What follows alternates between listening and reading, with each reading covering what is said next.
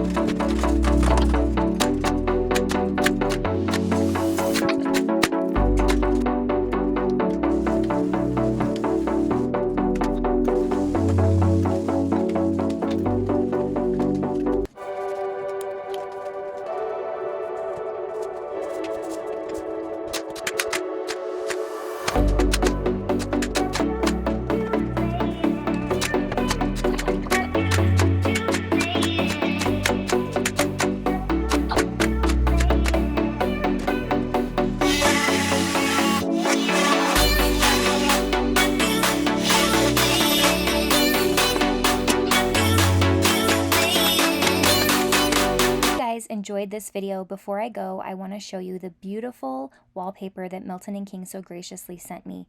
This wallpaper was actually selected by you on Instagram. I did a vote for 4 different wallpapers, and the one that you selected was this one. It is a black and white floral, and it is called Flora. You can find it on the Milton and King website. It's a traditional wallpaper, and you use wallpaper paste to apply it to the wall, and I will show you in the next video how beautiful it looks in this space and just how easy it was to install. This is my first time using wallpaper, and it definitely won't be the last time. Stay tuned for episode 2.